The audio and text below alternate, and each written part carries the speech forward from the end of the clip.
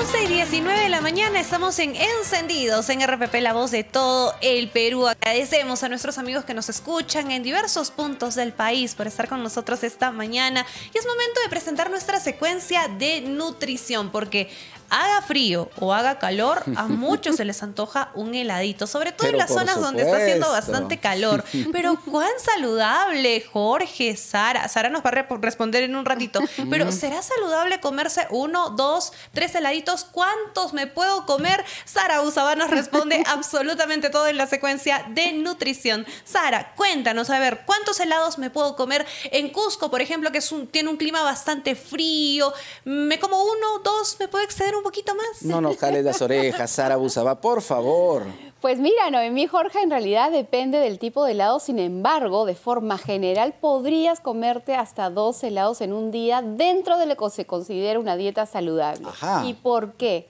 Porque los helados en realidad pueden ser de diferentes preparaciones, incluso puede ser un excelente vehículo para poder incorporar y reforzar la dieta, sobre todo en aquellas personas que tienen ciertas dificultades para alimentarse.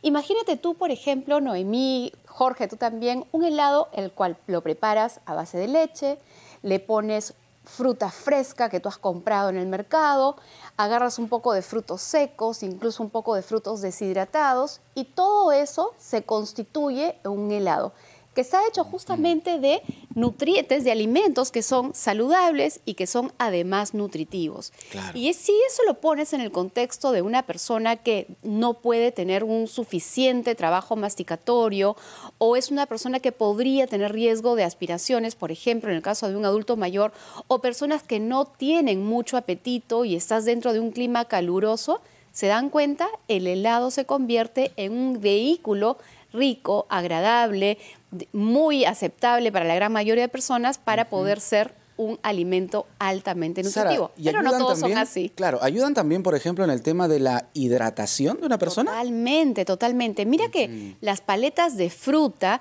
los helados de fruta en general, tienen por lo menos 65% agua y algunos pueden alcanzar una cantidad mayor. Entonces se convierte también en un buen vehículo para constituir o regresar, digamos, el agua perdida, ¿no? No es una manera de rehidratarse, pero sí de hidratarse, ¿no? Y ahora ahí vale la pena de pronto hacer las diferencias y recordar los tipos de helado que existen, ¿no? Porque tenemos los clásicos helados que venden en las carretillas, en diferentes marcas, y que son generalmente esos que parecen de leche, en realidad son hechos a base de crema principalmente. Pueden contener leche, pero básicamente se hacen de crema. Es decir, tienen un alto contenido de grasa, pueden alcanzar hasta un 8% de grasa que proviene generalmente de la leche, pero además puede tener, por ejemplo, una serie de mezclas con sabor a chocolate y están hechos básicamente de ciertos aceites y grasas, pero que generalmente entran dentro de lo que constituyen los aditivos alimentarios para poder llegar a tener esta textura, ¿no? Sara, y cuando nos presentan helados de fruta, por ejemplo, lúcuma, fresa, maracuyá, ¿realmente tienen la fruta en sí o es un añadido? Pues ahí es importantísimo leer la etiqueta, porque tú vas a encontrarte aquellos que vienen empaquetados donde dicen con sabor a, y te vas a dar cuenta que no es que tiene la fruta, sino que tiene un aditivo que le da el sabor. Pero sí, por supuesto, hay muchos helados de fruta que sí tienen fruta. Y estos que son los de paleta con fruta alcanzan incluso hasta un 15%. Pero también tú puedes preparar estos mismos helados en casa y aumentar la cantidad de fruta que tiene esa porción que estás preparando.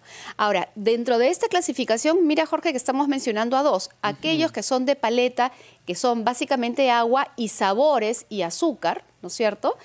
Esa es una categoría. Claro. Y luego tienes los de paleta que tienen agua, fruta de verdad y que podrían tener azúcar o tal vez algún edulcorante. Luego tienes los de crema, que son los que la gran mayoría conoce, que se venden generalmente en estas carretillas y que vienen empaquetados, que también venden en medio litro, en 1 litro también.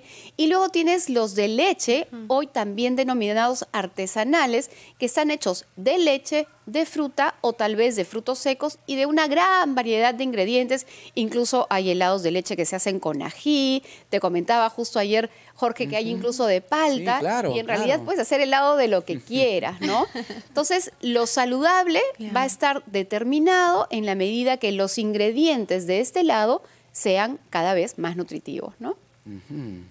Y es por eso que sería importante, Sara, hacer esta diferencia, ¿no? De helados comerciales que cuando uno lo consume incluso siente que tiene muchísima azúcar, tiene octógonos, presentan octógonos, pero nos encantan. De repente sería más saludable hacerlo en casa, nosotros mismos. Sí, sería ideal, de hecho, porque tú estás asegurándote lo que estás incorporando a ese helado, incluso tú puedes dosificar la cantidad de azúcar que vas a colocar a ese helado, incluso tú puedes elegir un mejor tipo de azúcar, ¿no?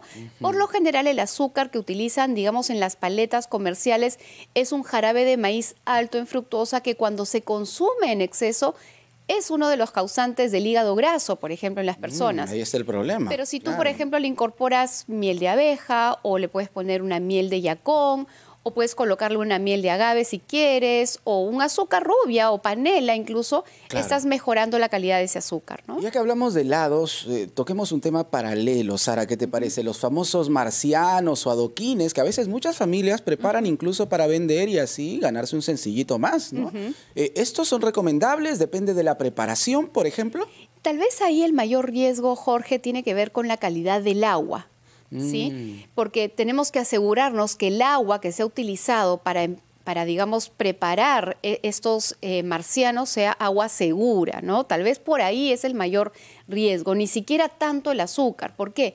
Porque una persona que está frente a un clima caluroso, vamos a hablar, por ejemplo, de un conductor de vehículo, pasa muchas horas en el carro, tiene muchísimo calor, se le acerca a alguien, le vende un marciano, ese azúcar que tiene ese marciano en particular, digamos, va a ayudar a contribuir incluso con el proceso de rehidratación, porque necesitamos algo de azúcar para rehidratarnos también, ¿no? Entonces, Claro. en ese sentido no es el problema, no es la cantidad de azúcar que pudiera tener ese marciano, sino más bien la procedencia del agua, que una de las cosas que se puede, digamos, tener fácilmente con eso es esta bacteria Helicobacter pylori, que la mitad del mundo probablemente esté infectado con esta bacteria que luego produce una gastritis, ¿no?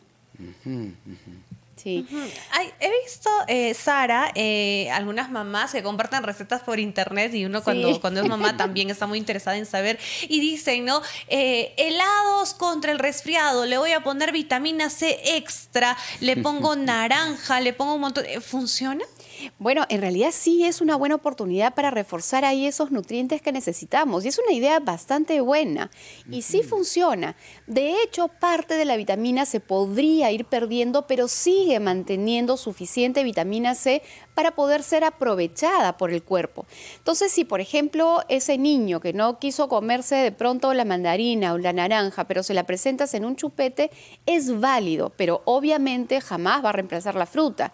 Hay que igual seguir insistiendo en que acceda a comer fruta fresca, pero esta podría ser una alternativa también, ¿no? Esos chupetes de casa que yo preparo de pronto de limonada, de pronto de zumo de naranja, No, son naturales. que son naturales y Claro. que están bien, ¿no? Yo controlo y mido cuánto de ese alimento y cuánta de azúcar le estoy colocando, ¿no? Hay que tener cuidado con esa cantidad de azúcar que le colocamos también, porque hay que recordar que el frío disminuye el nivel de dulzor.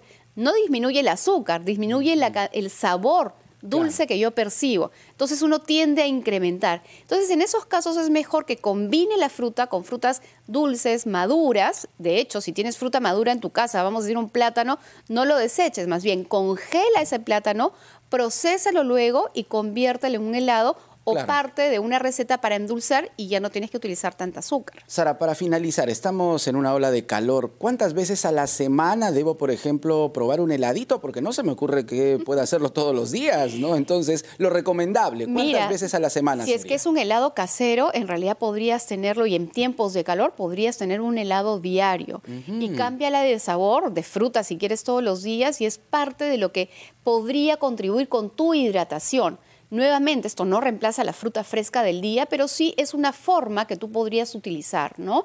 Claro. Si estamos hablando de helados comerciales, yo te diría que lo que les expliqué alguna vez, el 90-10 o el 80-20 que muchas colegas también recomiendan. De 8 o 9 comidas saludables, pues podrías tener un helado de tipo comercial que tú al leer ingredientes te das cuenta que poco de natural tiene, ¿no?